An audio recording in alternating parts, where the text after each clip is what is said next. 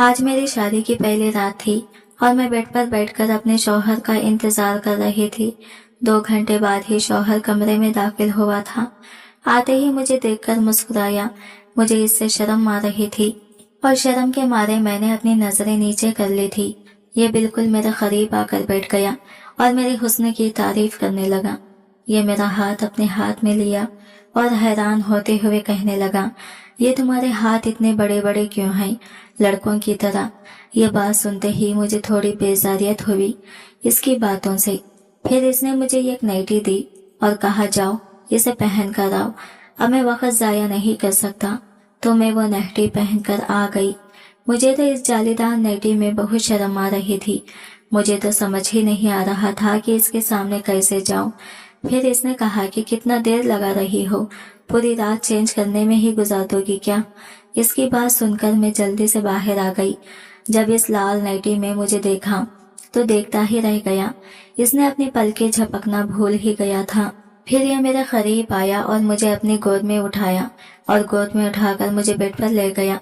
कहने लगा, तुम बहुत खूबसूरत लग रही हो, मैं तुम्हें अपनी बाहों के हिसार में भर लेना चाहता हूँ। ये कहकर जब इसने मुझे अपनी बाहों में भरा तो वो एकदम से मुझे पीछे को ढकेल दिया। कहने लगा, ये क्या है, तुम तो भरपूर मर्दों की तरह लग रही हो, बिल्कुल मर्दों जैसा सीना है तुम्हारा। तुम्हें वो फीलिंग ही नहीं आ रही है जो दूसरी लड़कियों में आती है। मुझे तो तुम्हारा जिस्म बिल्कुल मर्दों वाला जैसा दिख रहा है, तुम्हारा सीना तो बिल्कुल साफ है। जाओ तुम जाकर पहले अपना इलाज कराओ किसी अच्छे से डॉक्टर से। मैं इस तरह से तुम्हारे साथ अपना हक वसूल नहीं करूंगा। मुझे बिल्कुल परफेक्ट लड़की चाहिए। ये कहकर ये मुझसे दूर हो गया तो मुझे बहुत दुख हुआ था।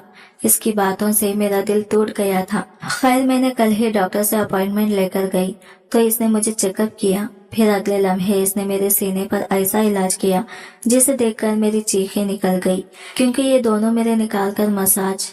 मेरा नाम सानिया है और मैं बहुत ही ज्यादा खूबसूरत थी, लेकिन अल्लाह ने मुझे बिल्कुल हट्टा कट्टा मर्दों जैसा जिस्म दे दिया था। इसलिए मैं बचपन से ही मर्दों के जैसे ही कपड़े पहना करती थी। जैसे जैसे बड़ी होती गई मेरी माँ मुझे लड़कियों वाले कपड़े देकर कहती कि आज से तू लड़कियों वाले जैसे कपड़े पहना कर, मर्दों वाले कपड़े पहना छोड़ दे। मर्दों वाले कपड़े पहन पहन कर मर्दों जैसे ही हो गई है। यह कहकर मुझे अम्मा जबरदस्ती लड़कियों के कपड़े पहना देती थी, लेकिन मुझे तो लड़कियों की तरह कपड़े पहनना, चोटी डालना और चेहरे पर मेकअप करना ये सब मुझे पसंद ही नहीं था। मुझे तो शुरू से ही मर्दों जैसे कपड़े पहनने की आदत थी, लेकिन अम्मा के डर से मैं ये कपड़े पहनने लगी थी और चोटियां भी बनाने लगी थी और चेहरे पर थोड़ा सा मेकअप भी करने लगी थी। लेकिन अम्मा तो अब मुझे बाहर जाकर खेलने से भी मना कर दिया था। कहती थी ऐसे मर्दों की तरह बाहर घूमने फिरने से कुछ भी नहीं होता। लड़कियों को घर में रहकर घर का कामकाज सीखना चाहिए, और ऐसे बाहर घूमती फिरती रही तो तुम्हारे लिए कोई रिश्ता भी नहीं भेजेगा, फिर कौन तुम्हें भी आकर ले जाएगा। इसलिए अब तुम ज्यादा लड़कों से भी मिलना बंद कर दो और इनके साथ बात करना भी बंद कर दो। मोहल्ले के लड़के बहुत छिचोरे होते हैं, इनसे ज्यादा ना मिला करो। मैं इनके साथ बचपन से मिलती आ रही हूँ, आज तक उन्होंने मुझे कभी भी छिचोरापन तो नहीं दिखाया ना माँ, फिर अब क्यों इन सब से दूर रहने के लिए कह रही हो।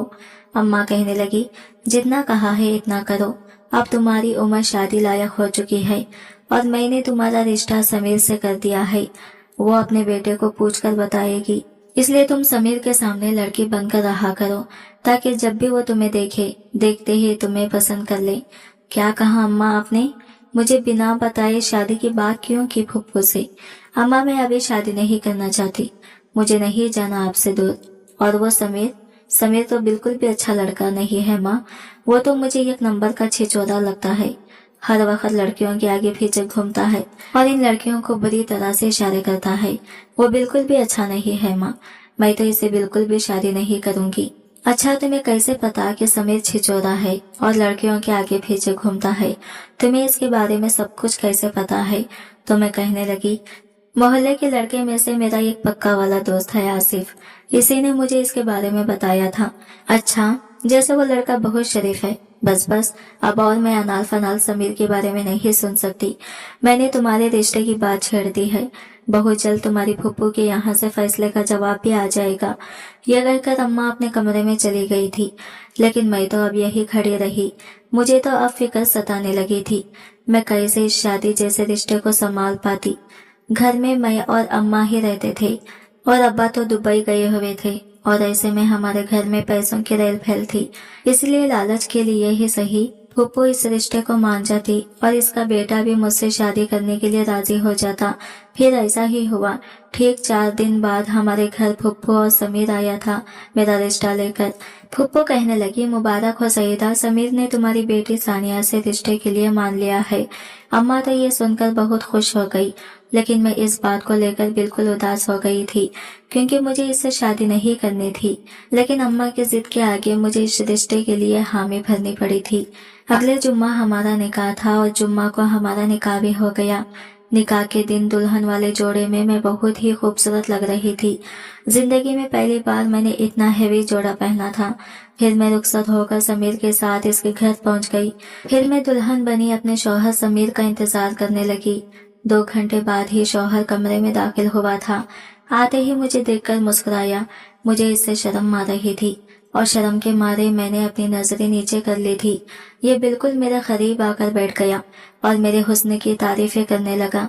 ये मेरा हाथ अपने हाथ में लिया और हैरान होते हुए कहने लगा, ये तुम्हारे हाथ इतने बड़े बड़े क्यों हैं, लड़कों की तरह।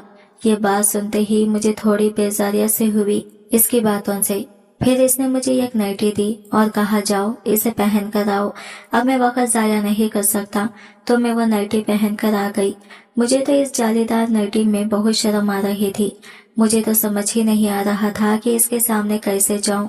फिर इसने कहा कि कितना देर लगा रही हो, पूरी रात चेंज करने में ही गुजार दोगी क्या।